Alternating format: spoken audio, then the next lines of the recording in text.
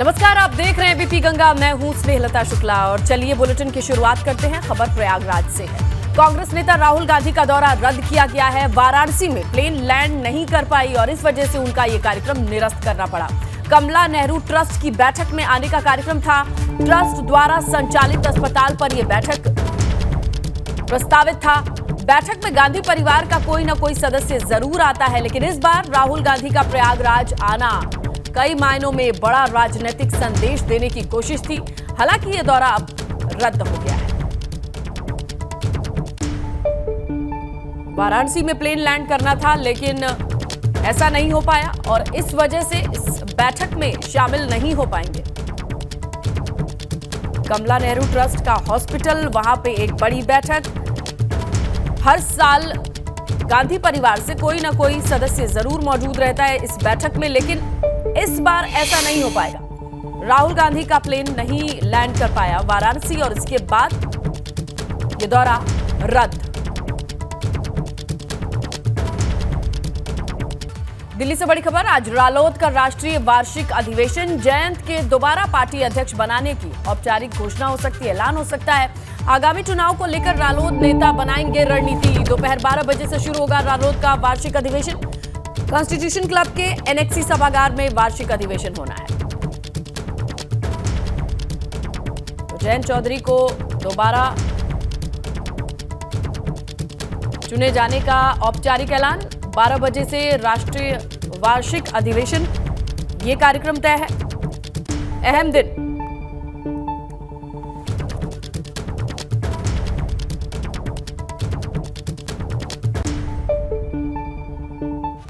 कानपुर देहात से खबर है। मां बेटी की मौत पर सियासत गरमाई है। मंत्री प्रतिभा शुक्ला ने देर रात पीड़ित परिवार से मुलाकात की। आज मझौली गांव पहुंचने का कार्यक्रम कांग्रेस के प्रतिनिधि मंडल का भी है। प्रदेश अध्यक्ष ब्रजलाल खाबरी, प्रांतीय अध्यक्ष अनिल यादव समेत जिला कांग्रेस कमेटी के प्रतिनिधि मंडल के पहुंचने की खबर मिल रही है। मड़ौली गांव में घटनास्थल पर अधिकारियों ने डेरा डाला हुआ है। खुद को झोपड़ी में बंद कर परिवार ने आग लगाई थी। आरोप यह है कि अतिक्रमण हटाने पहुंची शासन की टीम से विवादित जमीन को लेकर परिवार की कहासुनी हुई। इसके बाद परिवार ने खुद को झोपड़ी में बंद कर लिया, आग लगा ली। आरोप यह भी है कि झोपड़ी पर जेसीबी चलाकर जानबूझकर आग लगाई गई। अब कानपुर देहात के रूरा थाना क्षेत्र के मड़ौली गांव में अधिकारियों ने डेरा डाला हुआ है, क्योंकि यह मामला तूल पकड़ चुका है। आज कांग्रेस का प्रतिनिधि मंडल पहुंचेगा मड़ौली गांव और अब पूरे मामले पर सियासी रुख भी सामने आ सकता है, क्योंकि कांग्रेस के पहुंचने की, प्रतिनिधि मंडल के पहुंचने की खबर मिल रही है। आज पहुंचेगी मड़ौली गांव में, जहां एक परिवार सपरिवार झोपड़ी में खुद को बंद करके आग लगाने का ये मामला है। कई एंगल हैं। कहा यह जा रहा है कि जेसीबी से इस झोपड़ी को गिराने के लिए अधिकारी पहुंचे थे, टीम पहुंची थी। उससे पहले ही परिवार ने खुद को झोपड़ी में बंद कर लिया और आग लगा ली। वहीं समाजवादी पार्टी ने इस घटना पर बड़े सवाल खड़े किए हैं, साथ ही जांच की मांग की है। सपा विधायक मनोज पांडे ने ट्वीट किया है और लिखा है कि कानपुर में के मैथा में दर्दनाक घटना, जिसमें प्रमिला दीक्षित, नेहा दीक्षित, गोपाल दीक्षित को आग लगानी पड़ी। सरकार तत्काल जांच कराए, दोषी अधिकारी के विरुद्ध कड़ी कार्रवाई हो। मनोज पांडे ने यह ट्वीट किया है। खबर लखनऊ से है। मुख्यमंत्री आवास पर योगी कैबिनेट की आज बैठक होगी और कई अहम प्रस्तावों पर मुहर लग सकती है। सुबह 11 बजे ये मीटिंग शुरू होगी और यूपी के बजट सत्र से पहले कई अहम फैसले लिए जा सकते हैं। कई विकास योजनाओं को मंजूरी दी जा सकती है। माना यह जा रहा है कि 33,50,000 करोड़ के निवेश के प्रस्ताव आने के बाद यूपी सरकार का बजट इस बार 7 लाख करोड़ के पार जा सकता है। इस बैठक में पीडब्ल्यूडी, स्वास्थ्य विभाग, शिक्षा विभाग समेत कई विभागों के प्रस्तावों पर मुहर लग सकती है। तो बजट से पहले ये अहम कैबिनेट की बैठक, जिसमें सभी डिपार्टमेंट की ओर से मसौदे तैयार हैं, इंतजार कैबिनेट के मुहर की है। तो आज माना जा रहा है कि कई महकमों से खबर आ सकती है, जिनके प्रस्ताव चर्चा में थे, उन्हें टेबल किया जाएगा और सहमति से मुहर लगने के बाद उसकी औपचारिक घोषणा होगी। प्रयागराज से खबर है। आजम खान की याचिका पर हाईकोर्ट में आज सुनवाई होनी है। दूसरे जिले की कोर्ट में केस ट्रांसफर कराने की ये मांग है, जिस पर आज सुनवाई है। आज हाईकोर्ट में रखा जाएगा आजम खान का पट। पक्ष, जहां रामपुर कोर्ट के से दूसरे जिले की अदालत में केस ट्रांसफर करने की मांग है। ये अर्जी है। आजम खान ने पिछले दिनों इलाहाबाद हाई कोर्ट में याचिका दाखिल कर रामपुर की स्पेशल एमपी एमएलए कोर्ट में अपने खिलाफ चल रहे 6 मुकदमों की सुनवाई किसी दूसरे जिले में ट्रांसफर करने की अपील की थी। इस मामले में यूपी सरकार रामपुर के जिला जज का जवाब पहले ही दाखिल हो चुका है। आज आजम खान का पक्ष कोर्ट में रखा जाएगा।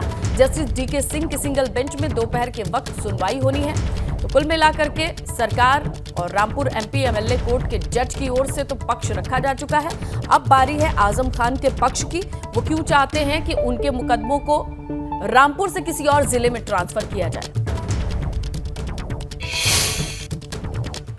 तो एक तरफ जहां आजम खान की याचिका पर हाईकोर्ट में सुनवाई होगी, वहीं आजम खान के परिवार को एक और बड़ा झटका लगा है।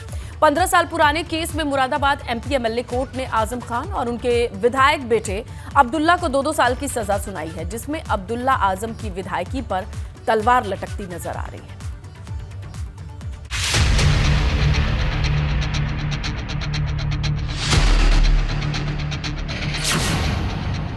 आजम खान को कोर्ट से झटका, अब्दुल्ला को 2 साल की सजा।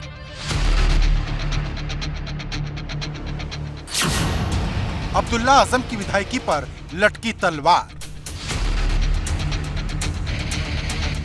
समाजवादी पार्टी के नेता आजम खान का बुरा वक्त खत्म होने का नाम नहीं ले रहा। पहले हेट स्पीच मामले में 3 साल की सजा हुई, फिर विधायकी गई और अब 15 साल पुराने एक केस में मुरादाबाद एमपी एमएलए कोर्ट ने आजम खान और उनके विधायक बेटे अब्दुल्ला आजम को 2-2 साल की सजा सुना दी है, जिससे अब्दुल्ला आजम की विधायकी पर तलवार लटकती नजर आ रही, क्योंकि इससे पहले आजम खान की विधायकी भी सजा की वजह से गई थी। हालांकि कहा जा रहा है कि जब यह केस दर्ज हुआ था तब अब्दुल्ला नाबालिग थे। 2 जनवरी 2008 में मुरादाबाद के छजलेट थाने में सड़क जाम करने, बलवा करने और सरकारी कार्य में बाधा डालने के आरोप में मुकदमा दर्ज हुआ था।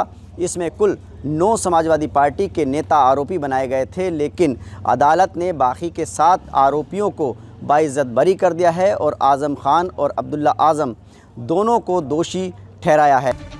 आपको बता दें कि यह मामला 29 जनवरी 2008 का है, जब छजलेट पुलिस ने आजम खान की कार को चेकिंग के लिए रोका था। इस चेकिंग से आजम खान इस कदर नाराज हुए थे कि वो विरोध में सड़क पर बैठ गए थे, जिस पर आजम खान और उनके साथियों पर सड़क जाम करने और सरकारी कार्य में बाधा डालने समेत भीड़ को उकसाने के आरोप लगे थे। और आजम खान, अब्दुल्ला आजम, महबूब अली, हाजी इकराम कुरैशी, बिजनौर से सपा नेता मनोज पारस, डीपी यादव, सपा नेता राजेश यादव और राम कुंवर प्रजापति समेत 9 लोगों पर केस दर्ज हुआ था। लेकिन 15 साल के बाद कोर्ट ने आजम खान और अब्दुल्ला को छोड़कर बाकी सभी को बरी कर दिया है। वहीं आजम खान और अब्दुल्ला आजम पर आए कोर्ट के फैसले के बाद राजनीति भी तेज हो गई है। भाजपा विधायक आकाश सक्सेना इसे सत्य की जीत बता रहे हैं। देखिए, ये तो होना ही था। जहाँ जहाँ इन पे जो मुकदमे चल रहे हैं, सब जगह सत्य की जीत हो रही है और सत्य की ही जीत होगी। हमने तो पहले ही कहा था कि जो भी कोर्ट का फैसला आएगा वो बिल्कुल सही होगा और सत्य की ही जीत होगी। लेकिन जिस तरह से कोर्ट का फैसला आया, उसने आजम से ज्यादा अब्दुल्ला की टेंशन बढ़ा दी, क्योंकि कोर्ट ने 2 साल की सजा सुनाई है, जिससे अब्दुल्ला आजम की विधायकी खतरे में पड़ गई है। मतलब आजम और उनके परिवार की ऐसी मुश्किल आ गई है जिसकी कल्पना न आजम ने की थी और न ही उनके समर्थकों ने। मुरादाबाद से उबैदुर रहमान के साथ bureau report, ABP Ganga.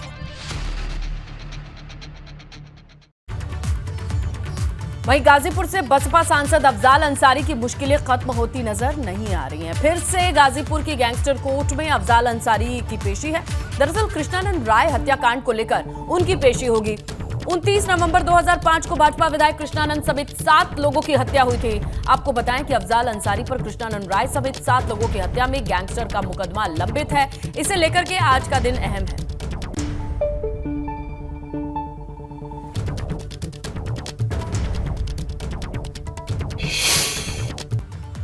Ramcharitmanas विवाद के बीच स्वामी प्रसाद मौर्य अपने बयान से पलट गए हैं। अब उन्होंने भगवान श्री राम के चरित्र का बखान किया है। वाराणसी भी गए, वहां भी कुछ लोगों ने आपस स्याही फेंकने की भी कोशिश की थी। पहली बात तो जो लोग आज इस देश की महिलाओं, आदिवासियों, दलितों, पिछड़ों को अपमानित करना अपना धर्म समझते हैं, वो बौखलाए हुए हैं। इस परंपरा को आगे भी ले जाना चाहते हैं। मैं तो केवल इतना ही कहा, आप रामचरितमानस कौन पढ़ने से आपको रोक रहा है, आप पढ़िए। और रामचरितमानस की कुछ चौपाइयाँ हैं जो इस देश की महिलाओं को नीच से नीच प्रताड़ित करने की बात करती हैं। तमाम जातियों को जाति सूचक नाम से संबोधित करते हुए उनको नीच और अधम कहते हैं। पूरे शूद्र समाज को, जिसमें आज पूरा दलित आदिवासी पिछड़ा सब आते हैं, इनको अपमानित करने की बात करते हैं। तो हमने इन टिप्पणियों को बाहर किया है, करने की मांग की है। और भारतीय संविधान अनुच्छेद 15 भी यही कहता है कि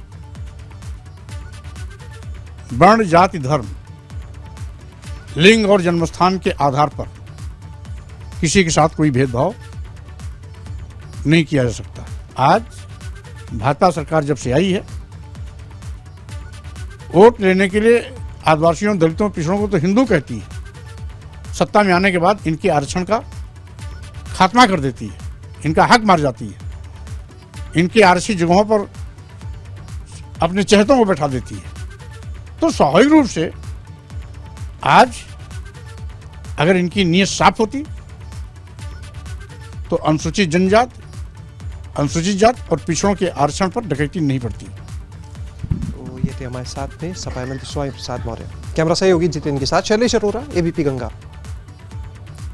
वहीं स्वामी प्रसाद मौर्य को लेकर सपा सांसद एसटी हसन ने बड़ा बयान दिया है और बातों बातों में बयान को राजनीतिक भी करार दे दिया, साथ ही धर्म पर राजनीति न करने की नसीहत दी है। स्वामी प्रसाद मौर्य लगातार अपने बयानों को लेकर के विवाद में है। उन्होंने कहा कि सबसे पुराना धर्म बौद्ध धर्म है, उसके बाद ईसाई आए, फिर इस्लाम आया, तब उसके बाद सारे धर्म आए। इस वक्त हमारे साथ बातचीत के लिए मौजूद है समाजवादी पार्टी के सांसद एसटी हसन साहब। सर, अगर बात करें तो लगातार एक के बाद एक विवादित बयान की तरफ से निकल के आ रहा है, विरोध काफी ज्यादा हो रहा है।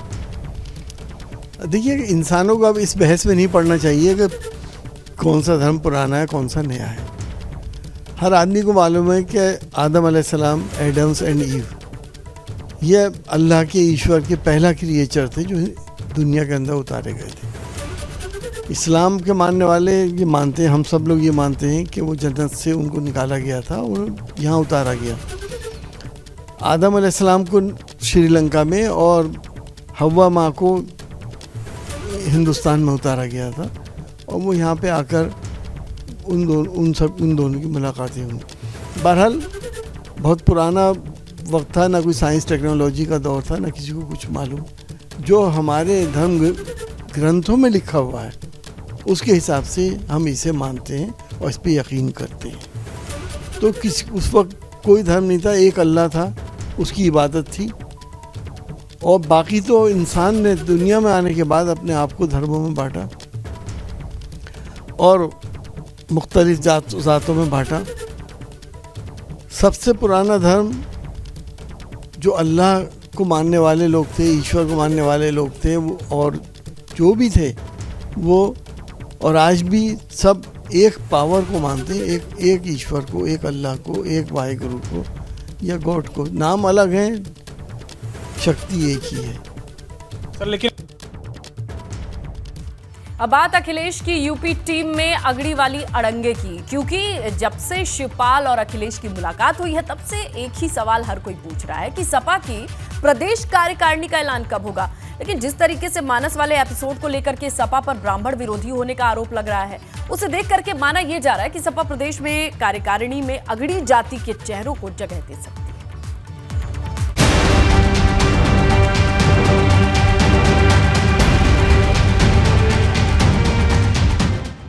अखिलेश की यूपी टीम में अगड़ी जाति वाला अड़ंगा।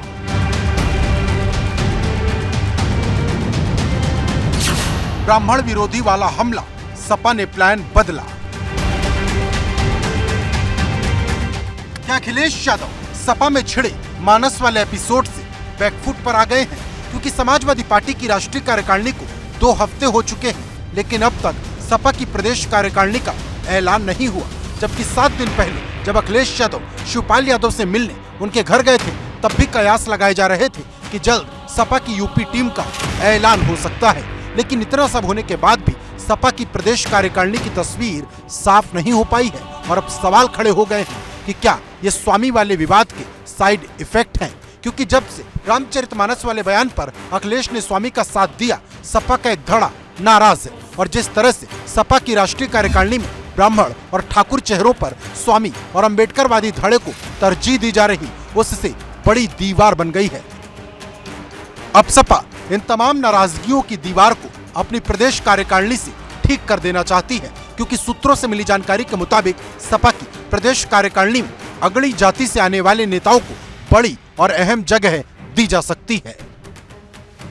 चर्चा है कि क्या प्रदेश टीम में अगली जाति का अड़ंगा आ गया है, क्योंकि स्वामी प्रसाद मौर्य के रामचरितमानस वाले बयान के बाद से समाजवादी पार्टी में ब्राह्मण और ठाकुर धड़े नाराज चल रहे हैं।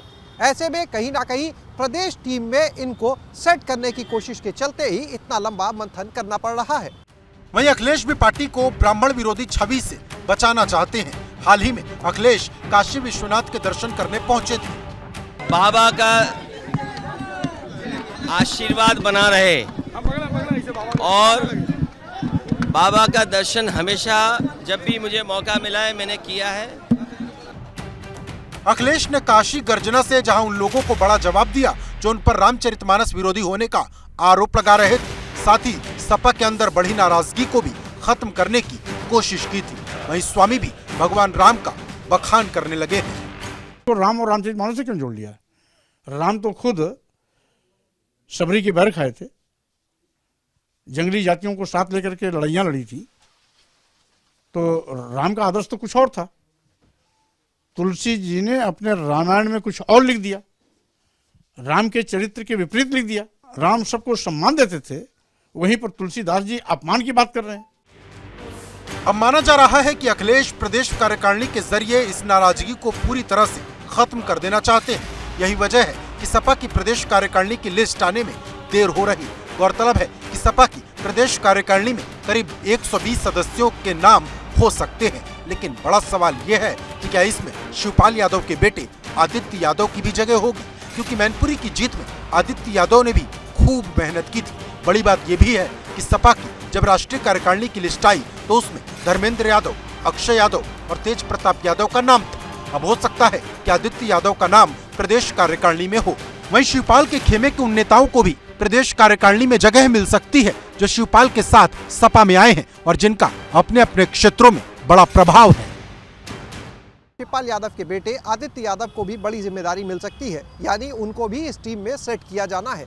इतना ही नहीं, शिवपाल यादव के जो करीबी नेता हैं, जो किसी वक्त में शिवपाल यादव के साथ प्रसपा में चले गए थे, लेकिन जब शिवपाल यादव ने समाजवादी पार्टी का झंडा फिर से थामा तो वो भी उनके साथ समाजवादी पार्टी में वापस लौट आए। ऐसे में इन नेताओं को भी प्रदेश टीम में सेट करने को लेकर मंथन चल रहा है।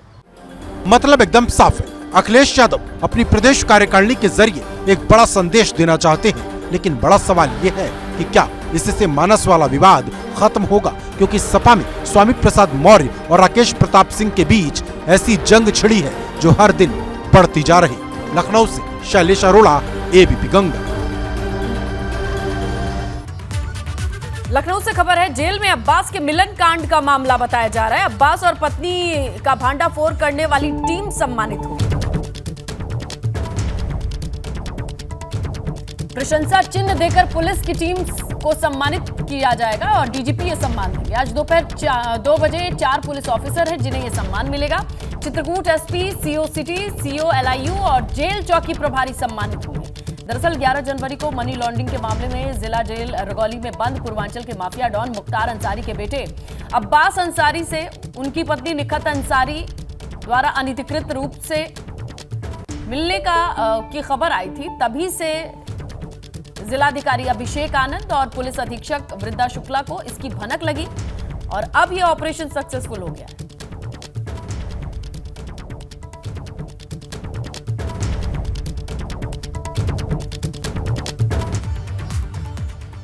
आज लखनऊ में G20 की बैठक का दूसरा दिन। डिजिटल इकोनॉमी वर्किंग ग्रुप की बैठक में अहम चर्चा होगी। साइबर सिक्योरिटी, यूपीआई समेत कई मुद्दों पर चर्चा होनी है। G20 में शामिल 20 देश और 9 विशेष आमंत्रित देश के सदस्य इस बैठक में शामिल होंगे। एक दूसरे की बेस्ट प्रैक्टिस को शेयर करने पर बातचीत होगी।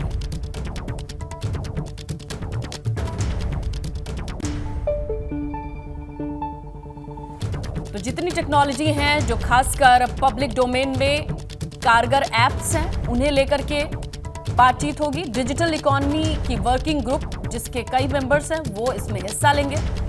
भारत में बनी कुछ एप्लीकेशन जो इतने बड़े जनसंख्या पर, समुदाय पर कारगर साबित हुई है, उसे लेकर के, उसकी सक्सेस को लेकर के कई तरीके की जानकारी भारत की ओर से साझा की जाएगी G20 देश के आए डेलीगेट्स के साथ।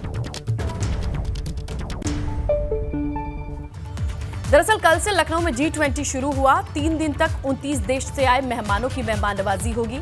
इसके साथ ही पूरी दुनिया यूपी की संस्कृति के रंग को भी देख रही है।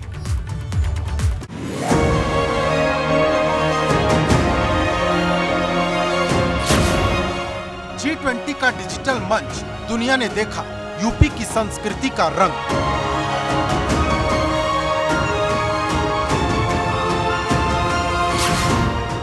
One earth, one family, one future, UP देगा देश को बूस्टर।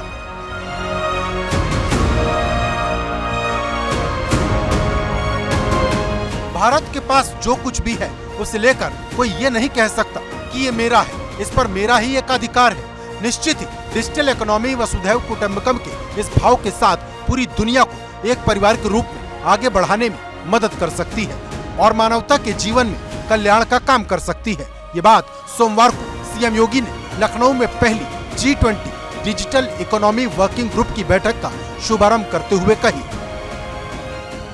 भारतीय मंशा की वसुधैव कुटुंबकम की सोच के अनुरूप G20 की theme one earth, one family, one future भी निर्धारित की गई है।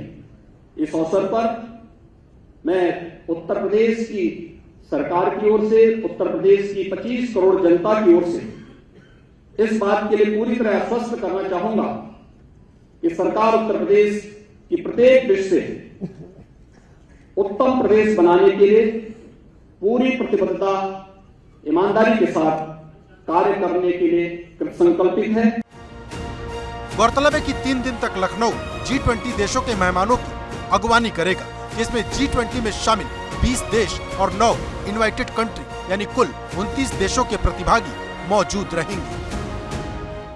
राजधानी लखनऊ में G20 की पहली डिजिटल इकोनॉमी वर्किंग ग्रुप की बैठक का आगाज हो चुका है। खुद मुख्यमंत्री योगी आदित्यनाथ इसके उद्घाटन समारोह में मौजूद रहे। उन्होंने सबसे पहले G20 को लेकर जो प्रदर्शनी का आयोजन किया है उसका उद्घाटन किया और इसके बाद बैठकों का सिलसिला शुरू हुआ। हम इस समय उस प्रदर्शनी स्थल पर मौजूद हैं जहां पर G20 से जुड़े हुए तमाम आप स्टॉल्स को भी देख सकते हैं। यहाँ पर टेक्नोलॉजी, क्योंकि जो विषय है जिसके ऊपर मंथन है वो है डिजिटल इकोनॉमी, तो ऐसे में यहाँ पर अलग अलग जो विभाग से जुड़े हैं उनकी तमाम आप देख सकते हैं स्टॉल्स भी लगाए गए हैं। जो लोग आ रहे हैं उन्हें इसके बारे में जानकारी दी जा रही है। अगर बात करें तो 3 दिन तक जो ये बैठकों का सिलसिला चलेगा उसमें अलग अलग विषयों पर चर्चा होगी। जिसमें वहीं पहले दिन G20 के आयोजन स्थल सेंट्रल होटल में एक प्रदर्शनी भी लगाई गई। इसमें information technology, drone, artificial intelligence, Aadhaar समेत कई अन्य स्टॉल लगाए गए। इसके अलावा कृषि, पर्यटन, ट्राइबल्स के बनाए उत्पादों के भी स्टॉल लगाए गए। मतलब एकदम साफ है, जो G20 का भव्य आयोजन आगरा में हुआ था उसे आगे बढ़ाते हुए लखनऊ एक बड़ी लकीर खींच रहा, क्योंकि लखनऊ के बाद ये G20 वाराणसी और नोएडा में होना है। लखनऊ से शैलेश अरोड़ा, ABP गंगा।